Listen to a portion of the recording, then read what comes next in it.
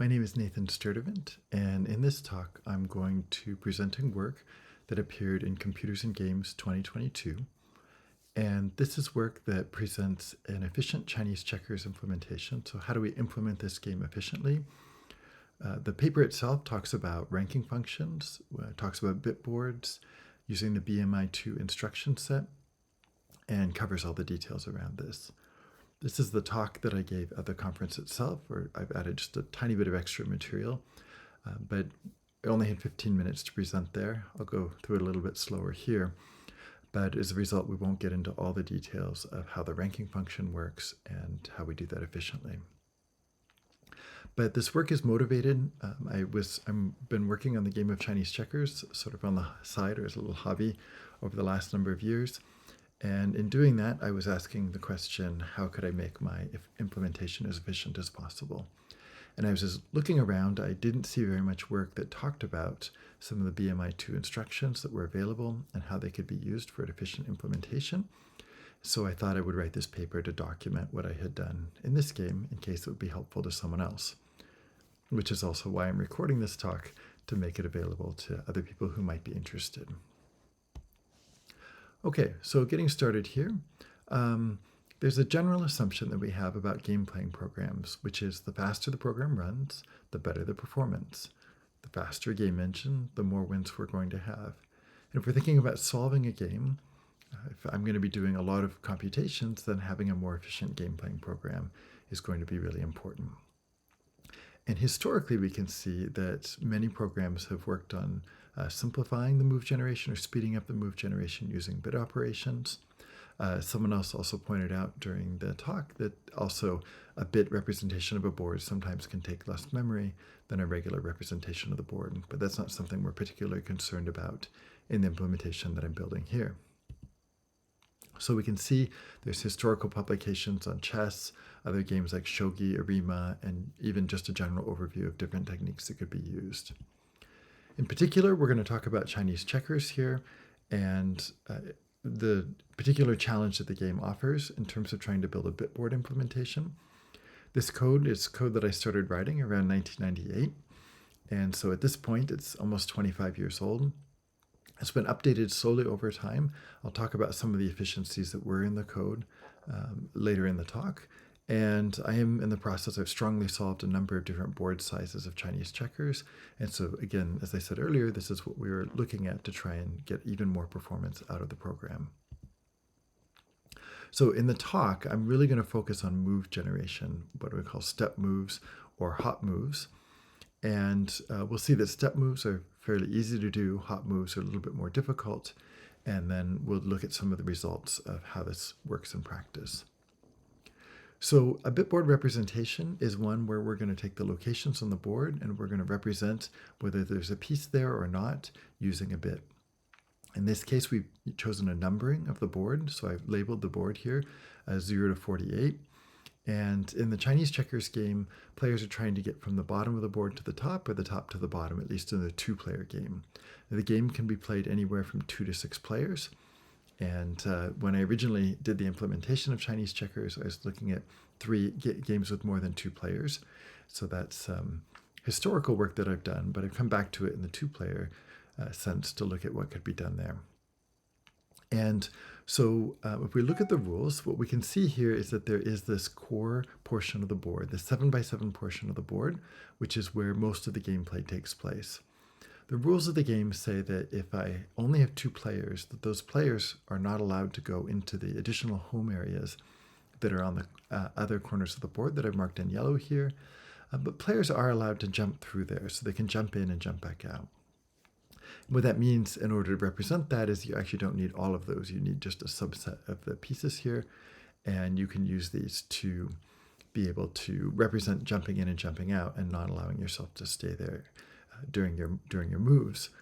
But for this talk, I'm not going to worry about that. Just to simplify the board, to make things a little bit simpler, we'll get rid of that and just look at this center piece that we have here, the center diamond, where play takes place. Also here, I'm describing it on the 7x7 board. The 9x9 board is probably more popular. And so we can extend this to the 9x9 board In the 7x7 board, we can represent everything using 64 bits. In the 9x9 board, we need 128 bits, so we use two 64-bit data structures to do this. Sorry, not data structures, but just integers to do this, to represent the board, the players, and things like that. And so what we're going to do, again, for just simplicity of describing it in this talk, we're going to stick to the 7x7 board. If you understand everything in this talk, it's not too hard to go and get it working on the larger board. Okay, and there's this translation between the representation. So sometimes I'm going to draw it, or I'll have it on the screen here, which is how we would normally play Chinese checkers. Sometimes I'm going to convert this to a bitwise representation, where now very clearly each of these circles represents one bit in the board, and it may represent different things. So we'll talk about what that represents when we come to those examples. So let's start out and talk about what does it mean to make a step move in the game. Well, if I have a piece that's in the very center of the board, so we're just going to show one example for this piece, which generalizes to other cases. But I have one piece in the center of the board, then what this piece is allowed to do is to go to any adjacent location, which I've marked here in yellow, and those would be legal moves that we could do in the game. Now, if there's other pieces on the board, which usually there are, those other pieces, it doesn't actually matter for the case of this calculation whether those pieces belong to myself or to another player. They just are obstacles in the board with respect to making moves. So here, because there's obstacles there, I'm not able to make those step moves. I can only move to the locations that are unoccupied in the board. Okay, so let's think about what is the bit representation. I have this bit representation of the board. What I'm going to have here is location 24 is the piece that I'm trying to move. Location 17, location 25 are locations that are blocked, that I will not be able to move there. And that's what we're going to start with. And then what we're going to need is a move mask. So this says for location 24, the possible places you could move would be 17, 18, 23, 25, 30, and 31. And again, we'll convert that into sort of our bit representation. And this is a mask that's going to tell us where my legal moves would be to move, or potential legal moves. And now what we can do if we want to generate these step moves that step to our neighbors, we're going to be able to look at these two representations together. And what we can do is we can, in one action, we can compute all the legal moves that we can make, or in one set of operations here. And in order to make a move, what has to be the case is I have to, when I move to a location, that location must be blank. So that is the pieces, there must not be a piece in that location. So we're going to say not having a piece. And a mask tells me where I can possibly move. So it has to be a place that I can move and not a piece there.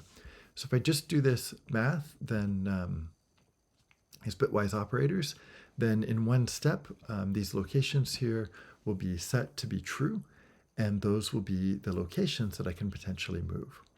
So a traditional representation of the game might have a little for loop, and you would have a list maybe of your neighbors. You could do that programmatically, or you could have a table of your neighbors, and you'd be looking at each one. Is this one occupied? Okay, then there's a move. Then there isn't a move. If it's not occupied, then there is a move there.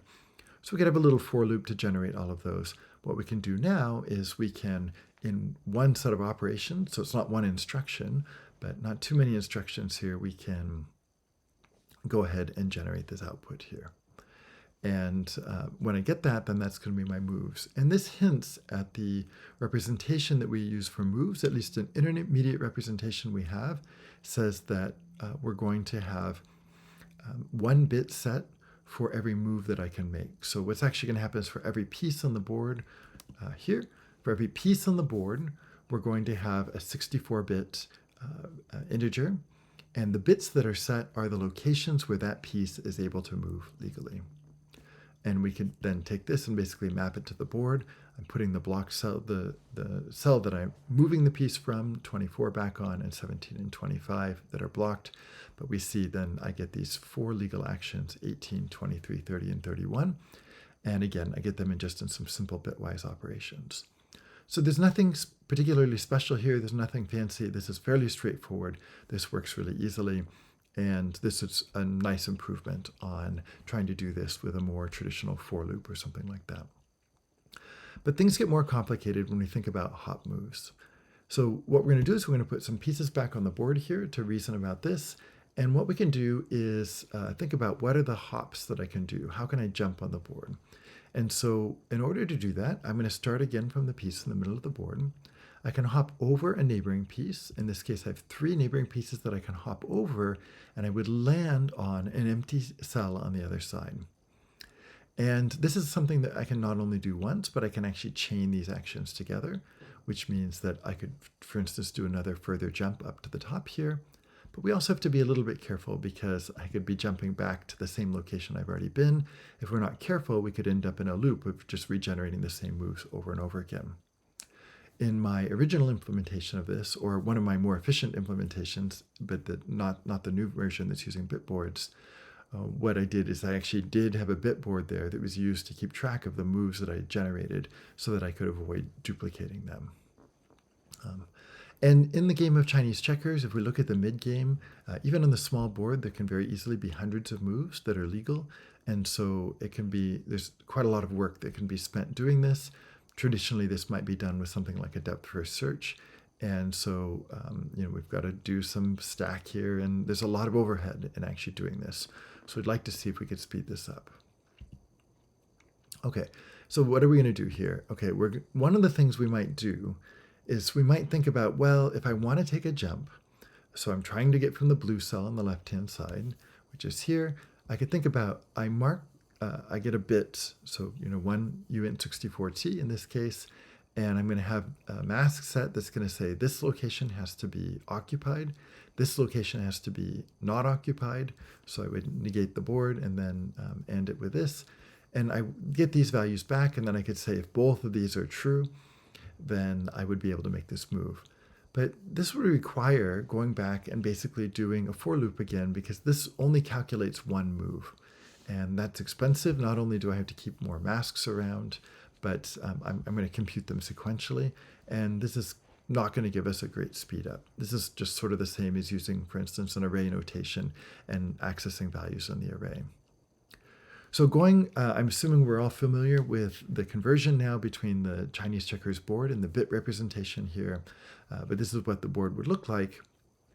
I'm just going to explain that same problem here and what's going on and why we can't use traditional methods to try and do this calculation. So we're thinking we're just going to choose one of our neighbors here and think about what happens. So at location 17, if I want to do a jump, that location has to be occupied, which is my neighbor. Location 11 is the location that's associated with location 17. And so for location 11, we'd have to go up here and say that one's unoccupied. And if 17 is occupied, 11 is unoccupied, then I can go down here and I could say that, well, one of the final moves that I would get would be move 11. One thing to note is if we think about my step moves and my hop moves, once I get them all inside my final bits, I can just OR them together and I would get all the set bits for all the locations that any piece could possibly go. Now, what's the problem with this? So the problem is that I want to reason. So if I think about these bits are next to each other, but the bits down here that I want to reason about related to them are actually offset with a location in between. And generally speaking, because there's a nice symmetry here because the piece that I'm moving is exactly in the center of the board. But if I wasn't moving the piece in the center of the board, then I wouldn't even necessarily have symmetry here of where this mask for my neighbors looked. And just to emphasize here, this mask is for location 24. I have 2 masks, one what I'm jumping over, one is what I'm jumping to. I'm jumping over my neighbors to these locations here. I need to have a mask for every location on the board. Okay, but because these don't correspond, then it's not easy to figure out like which ones I'm going to AND or OR together here. And the same thing, for these other pieces here, it's not like I can do a simple bit shift and get these all to line up. So that's the problem we want to overcome.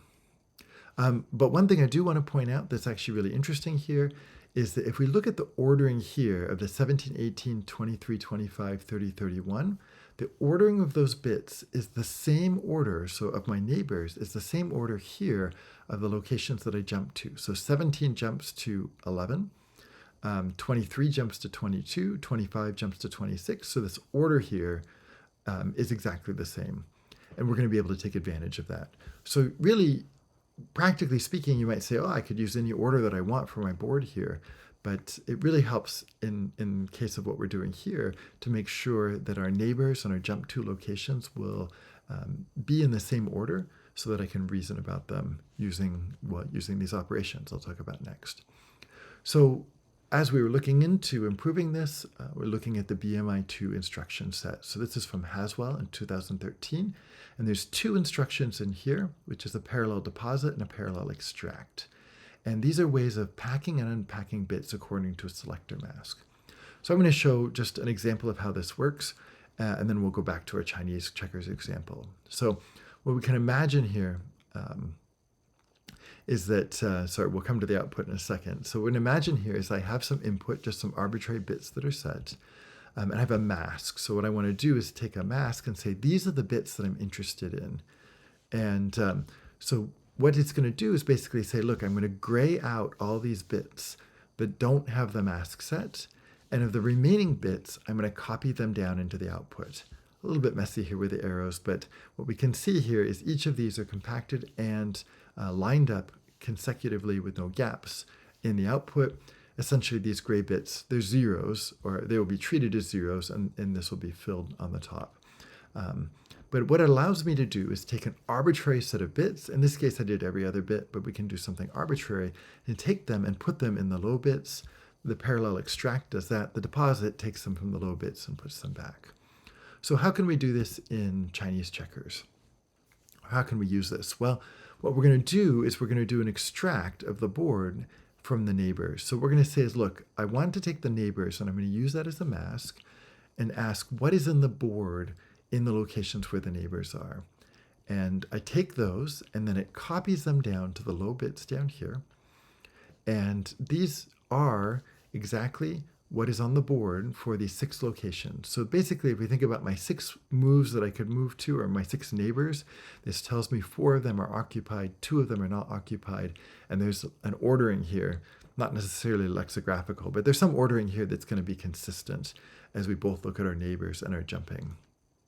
Okay, we can do the same thing now to look at the locations that I would jump to, where I would land. So I'm going to look up here at the board. I've got these different places where I could land when I do a jump operation, and we'll just do that in one step here. Say, hey, we're going to copy them down here into my output, and I'm going to see that of my 6 possible locations that I could jump to, 1 of them is occupied, 5 of them are unoccupied. And now what we can say is, well, look, I have some cells that are blocked next to me, and I have some cells that are open. And now what I'm asking is, if the neighbor is blocked and the jump to is not blocked, then this is going to be a move that I can take. So if the neighbor is blocked, the jump to is not, then, hey, this is a move. And so this tells me of my 6 possible moves, and now they're abstracted away from the board, but abstracting them away from the board, 3 of them are legal moves. There's 3 things that I won't be able to, I don't have legal moves. And in one case, it's because there's a piece that's blocking where I want to jump to. In the other case, there's nothing to jump over. Now, these intermediate moves, I need to map these back to the board. And this is where we're going to use the deposit instruction. So deposit is going to take my intermediate moves here, is going to map them back onto my final moves, and we'll mark those. So these are the final moves that I can make. I can move to jump. I can jump over a piece to get to location 11, 13, and 26. And now we can bring this back here. This gives me 11, 13, and 26, the locations that I can jump to. And what we can do here now is we can repeat this process, so we can keep track of what locations we've done the computation on. We repeat this process until we've generated all the possible moves we can make, and making sure we don't calculate it more than once. And as I said, then when we take our hops, we'll just OR them together with our step moves, and that'll give me all my legal moves for one particular piece. And then what we'll do is we'll actually extract out a piece, the piece that's moving, so this location right here, and I'll extract it out and pair it with each of the bits for the locations that I can move to.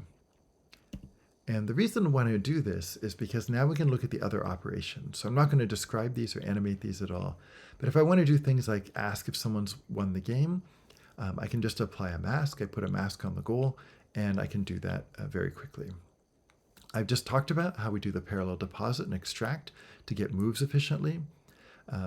This gives us all the moves. Once I turn the moves into this final representation, it's just an XOR that both applies and undoes a move on the board.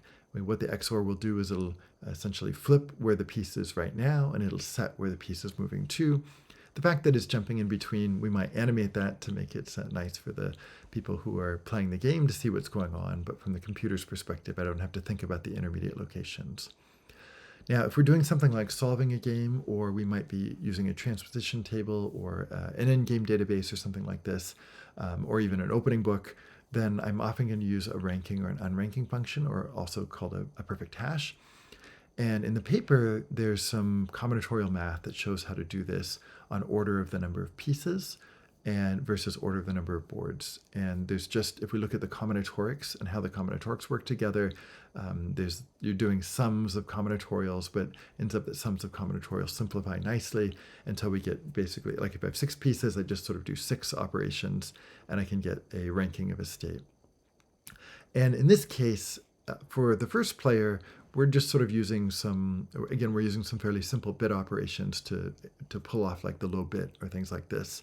But when we get to the second player, we want to rank the second player independently of the first player. And so we can use these parallel deposit, parallel extract functions to actually sort of delete the first player from the board. And it makes this ranking function be especially efficient for the second player, because it can very efficiently just think about the second player's pieces and not the first player's pieces on the board. Okay, so let's look at some of the timing. I'm not going to talk about exactly what the experiment was that we ran here. These were part of code that I was running to just validate that both implementations were giving me exactly the same result in every possible state on small boards for the game or with small number of pieces. And then we also got some timing information from this. So we'll look at different operations. For instance, getting the winner of the game almost 3 times faster, 2.75 times, 2.74 times faster. So a nice speed up there. If we think about applying and getting my successors, applying them and doing them on the board, this is where we see the biggest speed up, almost a 9 times speed up by using this new implementation. Ranking, so if I rank player 1, about 1.5 times speed up. This is mostly from the better math that I'm using. Again, that's described in the paper. For ranking player 2, not only do we get the better math, but we can efficiently remove the first player's pieces to rank player 2 independent of player 1. And that gives us a nice speed up. The unranking function is not sped up here, but we still get some improvements in how this runs, and so we see about a 2 times speed up here. If we look at solving, so this is just these operations. If we look at what does it take to solve the game, what type of speed up do I get, which is going to be a big combination of all these different operations, then we have here looking at the board, so a 7x7 board with 3 pieces per player and with 4 pieces per player. Both of these are a win for the first move. There's more details, a few more details on this on another paper on my webpage. But so the first game here has 559 million states in the game. This implementation has 2 levels of symmetry, player 1 and player 2, and also left to right symmetry, which reduces this to 141 million states. And the solving time went from 204 seconds to 74 seconds. And this implementation is a very simple in-memory implementation. It does have some efficiency things in terms of thinking about the order that does the calculation and some other things like this. But this is a baseline solver. And so the 2 solvers that I'm comparing here are solving the game in exactly the same way. They're just using the different representation of Chinese checkers is the only thing that changed. When we go to the game with 4 pieces, there's 63 billion states in the game. With symmetry, we're getting about a factor of 4 on that. And so that's 15.8 billion states there. And the original code took 43,000 seconds, and the bitboard is 20,000 seconds. And also just to say, this solver is not trying to do anything fancy. There's no parallelism. There's nothing to do. It's all in memory, nothing to do with trying to improve the caching or anything else. So these times, are representative, but I have efficient solvers that are much faster than these. Okay, good. So this is the main results that we have here. If we just summarize here, we can see that these instructions like the parallel deposit and parallel extract are very useful and very powerful. They give us a nice speed up in Chinese checkers. And you can find the paper associated with this and more information on my website, which is movingai.com. Thank you for listening to the talk.